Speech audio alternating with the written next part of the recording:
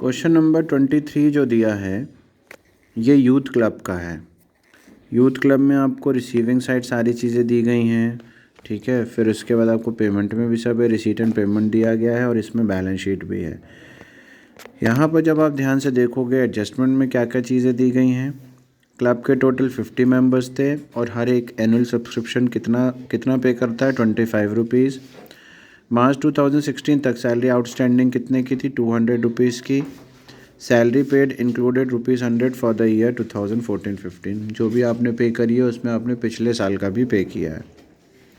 उसके बाद आखिरी वाला जो पॉइंट है उसमें है provide 5% depreciation on land and building. आपको लैंड एंड बिल्डिंग पर 5% का डेप्रिसिएशन भी देने का है। हम सबसे पहले इनकम एंड एक्सपेंडिचर अकाउंट इसका बना लेते हैं। सबसे पहले हमेशा ध्यान रखिएगा सब्सक्रिप्शन साइड से, इनकम साइड से बनाना। टोटल मेंबर्स कितने थे 50 मेंबर्स आपके 25 रुपीज़ अगर आपको नहीं, सब्सक्रिप्शन तो आपको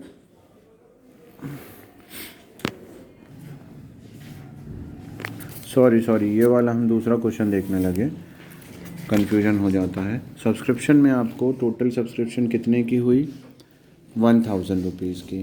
50 मेंबर के लिए आपको क्वेश्चन में ही दे दिया गया है, ये देखिए 2015-16 का 1000 आपने ले लिया है। अभी आउटस्टैंडिंग कितना बचा हुआ है सब्सक्रिप्शन का,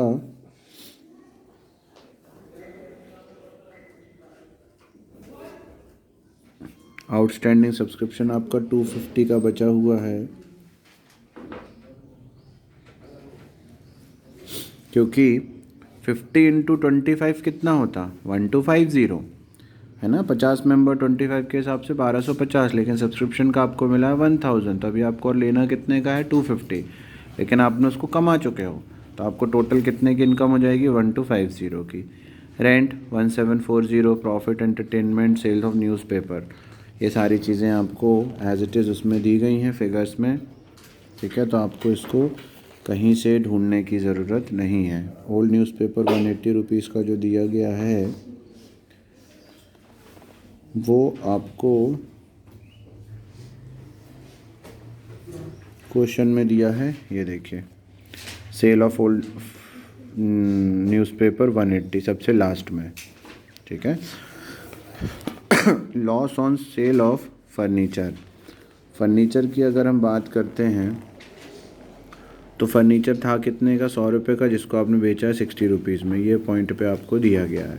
तो आपको लॉस कितने का हो गया 40 रुपीज़ का। सैलरी 1200, करंट ईयर ऐड होता, प्रीवियस ईयर लेस होता, क्योंकि प्रीवियस ईयर का पैसे को हम डूबा हुआ मानते हैं। बाहर निकला 1300। Expenses electricity charges, newspaper, postage, stationery. Dep लगेगा लैंड एंड बिल्डिंग पर, सबसे नीचे लास्ट पॉइंट दिया गया था ना, provide 5% depreciation on land and building. तो लैंड एंड बिल्डिंग कितने की थी आपके पास, लैंड एंड बिल्डिंग आपके पास थी 10,000 की। तो 10,000 पर डेप 5% का लग गया 500 का। आपने सबको इनकम यहाँ पर से कम हो रही है, एक्सपेंसेस आपके पास ज़्यादा हो रहे हैं। तो टोटल कितना हो गया यहाँ पर, डेफिशिएंसी हो गई 300 की, ठीक है। तो अब आपको यहाँ पर बतानी है। सबसे पहले हमने देखा एसेट साइड में बुक्स कितने की थी आपके पास, बुक्स 100 की थी। उसके बाद आपने नीचे 500 रुपये की बुक्स और ख़रीद ली थी, तो टोटल बुक्स आपके पास हो गए 600 की। फर्नीचर आपके पास, फर्नीचर के बारे में अगर आप देखोगे तो पहले बैलेंस शीट में आपके पास 250 था, बाद में हमने 600 का और ख़रीद लिया, तो टोटल हो गया 850, जिसमें से 100 का फर्नीचर आपने बेच दिया। भले 60 में बेचा लेकिन कम तो 100 का हुआ, तो बाहर निकाल के आ गया 750। कैश कितना है 15-16 का देखेंगे करंट ईयर का आपके पास, तो आपके पास करंट ईयर का कैश है 550। ये रिसीट एंड पेमेंट के लास्ट में आपको यहाँ पर ये दिया गया है बैलेंस शीट, क्लोजिंग बैलेंस ही लिखा जाता है। तो हो गया आपका 15-16 का 550। आउटस्टैंडिंग सब्सक्रिप्शन मतलब तुमको लेना है 250 रुपये लेने हैं ना, 1250 में से 1000 मिले थे।